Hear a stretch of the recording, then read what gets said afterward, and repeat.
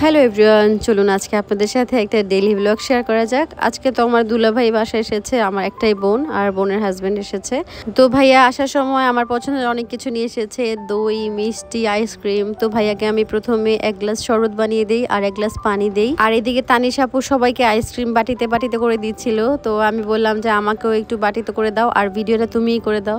তানিশা আপু আমাকে সুন্দর মতো ভিডিওটা করে দিচ্ছিল। তো এখানে চকলেট ফ্লেভার আর ভ্যানিলা ফ্লেভার একসাথে করে তানিশা আপু সবাইকে বাটিতে বাটিতে করে দিচ্ছিল। আর বাসায় আজকে ভাইয়ার পছন্দের খাসির মাংস রান্না হচ্ছে আর সাথে ইলিশ মাছ রান্না হচ্ছে একটু ডিফারেন্ট ওয়েতে। তো তানিশা আপু আজকে ইলিশ মাছটা রান্না করছে আর এই ইলিশ মাছটা রান্না করার পরে খেতে এত মজা হয়েছিল। বাসায় আরও অনেক কিছু ভর্তা আইটেম করা হয়েছে, তো সেগুলোর ভিডিও আর আমার করা হয়নি, কিন্তু ইলিশ মাছের ভিডিওটা আর খাসির মাংসের ভিডিওটা আমার করা হয়েছে। এখানে পেঁয়াজ আর কাঁচামরিচ ব্লেন্ডার করে এটার মধ্যে মশলা এখন অ্যাড করা হবে। মোটামুটি ভাবে মরিচের ফাঁকি, তার উপর হচ্ছে অল্প একটু হলুদের ফাঁকি আর সয়াবিন তেল দিয়ে এটাকে এখন মেরিনেট করা হবে। সাথে লবণও দেওয়া হয়েছে। সবকিছু একসাথে মিক্স করে যখন মাছের সাথে মশলাটা মাখানো হয়েছে, দেখতে কিন্তু লুকটা অনেক বেশি ভালো লাগছিল আমার কাছে। আচ্ছা, ইলিশ মাছ অনেকে অনেকভাবে রান্না করে, আমিও ডিফারেন্ট ওয়েতে রান্না করি, তানিশা আপু ওইভাবে রান্না করে।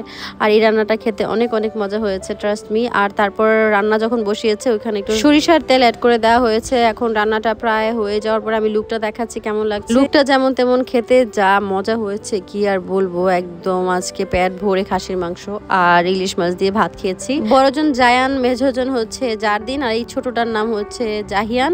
আমার আন্টির এই 3 ছেলে আর একটা মেয়ে আছে, এটা হচ্ছে মেয়ে। আমার আন্টির 2 ছেলে মেয়ে জমজ হয়েছে। আমার মা খালারা 2 বোন ছিল, আমার মা তো মারা গিয়েছে, কিন্তু আমার আন্টি আছে। এই আন্টি হচ্ছে আমার মা।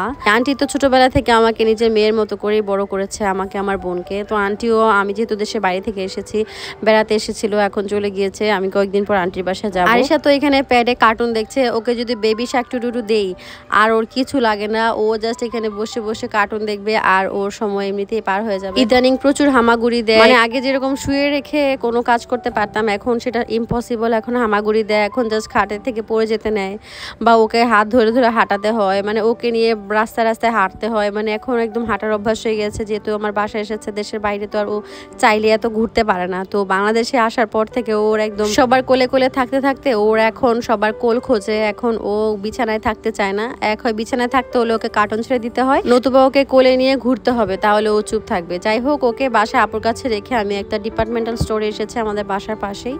তো এখানে এসেছি আমি টুকিটাকি জিনিসপত্র কিনবো, সেজন্য আজকে ফ্রোজেন কিছু খাবার কিনতে এসেছি। দেশের বাইরে থেকে আসার পর থেকে ফ্রোজেন খাবারটা আমার খাওয়া হয়নি, তো ভাবলাম যে টুকিটাকি জিনিসও কেনা লাগবে। এদিকে ফ্রোজেন একটা ডিপার্টমেন্টাল স্টোরের মধ্যে ফ্রোজেন খাবারগুলো পাওয়া যাচ্ছিল, তো নিয়ে যাই। গোল্ডেন হারভেস্টের এই চিকেন উইংস, চিকেন নাগেটস, তারপর হচ্ছে চিকেন বল, এগুলো একদমই ভালো ছিল না। কাজী ফার্মসের সসেসটা একটু ভালো ছিল মোটামুটি। আরিশার জন্য 2টা বেবি ওয়াইপস নিয়েছি। এখানকার ফ্রোজেন খাবারগুলো খেয়ে যতটুকু বুঝতে পারলাম যে দেশের বাহিরের ফ্রোজেন খাবারগুলো খেতে অনেক মজা, টেস্টি বেশি এখানকারগুলো চেয়ে। যাই হোক, আমি এখানে আরও টুকিটাকি জিনিসপত্র দেখছিলাম কি নেওয়া যায়। একটা চিনি গুঁড়া পোলাও চালের প্যাকেট নিয়েছি, বাসায় পোলাও চাল শেষ হয়ে গিয়েছিল। সয়া সস নিয়েছি আর এদিকে দেখছিলাম কি নেওয়া যায়। বিস্কিট ছিল অনেক রকমের, ভাবলাম যে সন্ধ্যার নাস্তায় নিব কিনা। পরে বিস্কিটস আর নেইনি, পরে নুডলসের একটা প্যাকেট নিয়েছি। দেখা যাচ্ছে যে অনেক কিছু টুকিটাকি করতে নিয়ে নেওয়া হয়েছে।